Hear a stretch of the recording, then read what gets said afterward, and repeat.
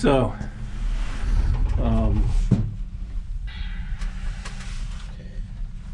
the Ukrainian thing, we're 4 days into it, and I suppose it's a pretty appropriate time to talk a little bit about money. This is going to be some interesting times. I'm just going to move over here.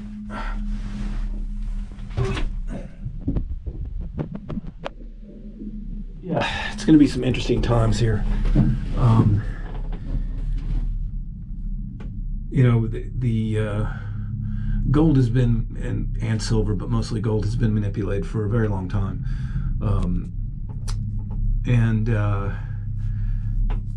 If there is, you know, some talk of revaluing gold, which basically means to try to link currency to gold again,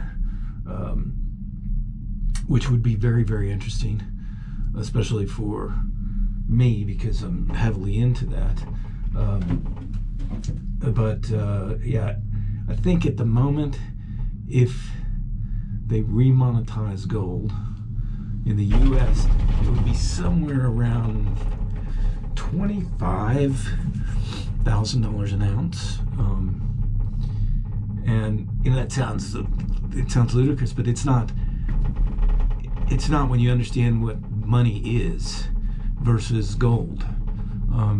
Gold, yeah, there's quite a bit of it still out there to be mined, but it has to be mined, and it requires a lot of energy to be mined. And basically, when you mine it, if the cost of mining it is higher than what you're going to get on the market, the mines slow down and stop because they're not going to lose money. They're not going to continue to operate and lose money. So then, and gold is very, very limited as an industrial metal versus silver, which is quite heavily used in industry.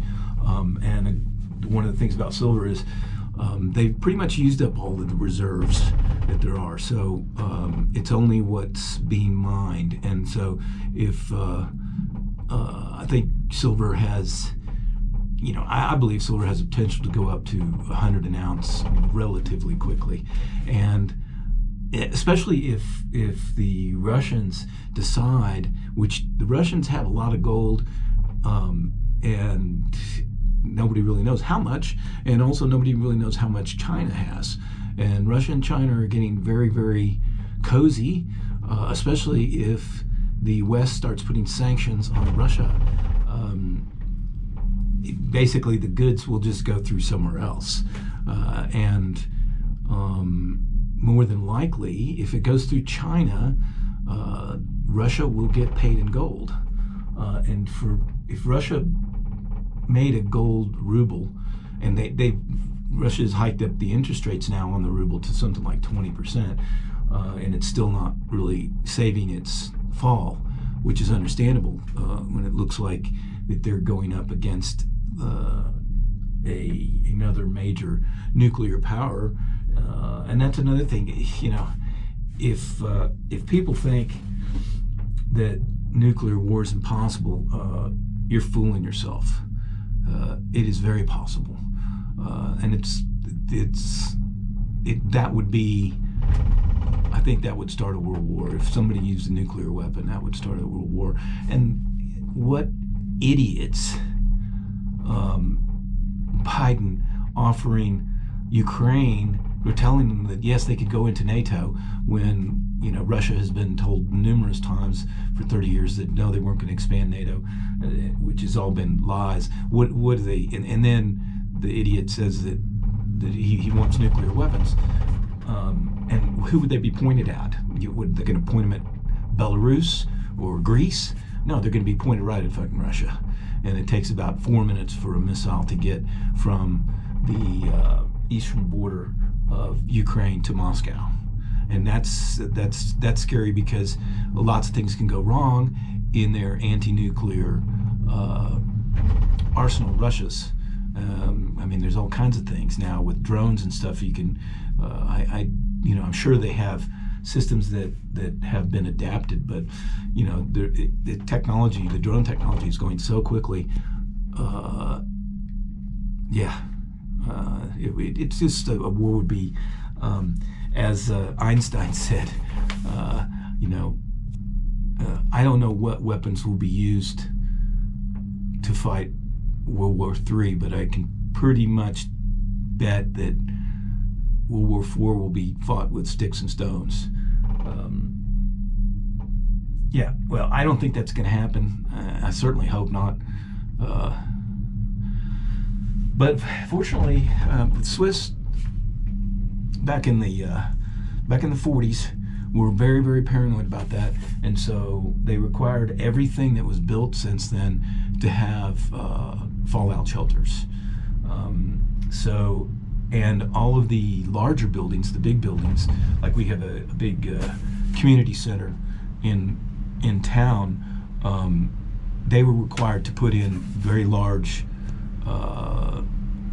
collective bunkers. So I think there's 3,000 people in our town, and I think the bunkers in the community center will hold about 1,500, and then the rest is new construction that's been done since the 40s, and they all have a bunker. We have a bunker in our house with 1.5 foot concrete walls and a huge door and an air filtration system, and of course it is stocked with water and food.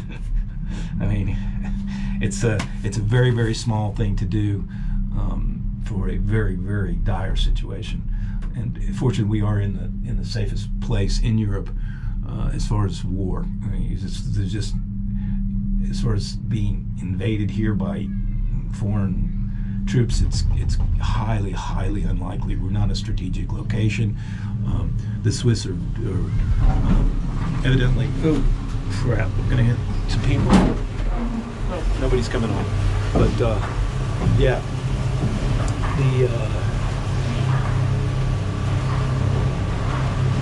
the Swiss are very, very paranoid, so they have a good army. Actually, and I think once Hitler was asked why he didn't invade Switzerland, and he said something like, Switzerland doesn't have an army, Switzerland is an army. We have a very high degree of gun ownership here, and a lot of people, every town has a shooting range, and we do.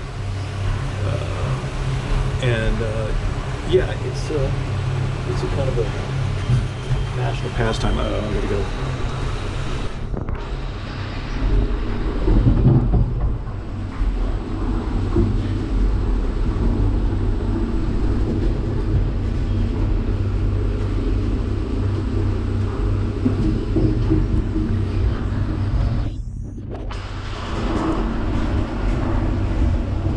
Oh, that was incorrect. They didn't get on. Well, it's fine with me. When you talk about gold being revalued, and the big advantage of that for governments would be that if they hold a lot of gold, is they can eliminate the debt because they increase their balance sheet hugely. If they raise the valuation, the price of gold, say to 25,000. And they wouldn't revalue gold really. What they would do is they would unleash the control, so it would go up naturally to that level if it was allowed to. And the way that they control that is through what's called paper gold, which is basically shares in gold funds. And there's a tremendous amount of those that have no physical backing. They just, in their contract, they say, okay, if you want to cash in your gold shares, then they will go out on the market and buy the gold and give it to you. They don't actually have a vault full of gold that you're investing in. There are a few that do, and there's a couple here in Switzerland that do keep physical metals in their own vaults, which are audited by third parties on a regular basis, like every 3 to 6 months, I think. So yeah, it's not that the when we say today, the price of gold is about $1,900 an ounce, and when gold was first taken off of the controls were taken off of gold, it went up from 35 an ounce to 800 an ounce in a very, very short amount of time. And think about that. And see, that's, again, it's not that gold became more valuable, it's that the money is becoming less valuable. Because if there's $1 million out there, say, in circulation, and you print another $1 million, then every dollar is basically worth half. Because if the production hasn't gone up of the country, the GDP, particularly real products, not like services, created fast food joints and stuff like that. It's actual products that are consumed, like food and energy and housing and stuff like that that are necessary for life. It's not necessary to go to McDonald's. It is necessary to eat, but it's not necessary to eat from McDonald's. Yeah, so would be really interesting if Russia decides to go to a gold ruble, and if sanctions are put on them like they're talking about, it would be a very clever move, actually, especially seeing how they could do a lot of their business through China and ask China for payment in gold, and that China evidently has a lot of gold. That would be a very interesting situation.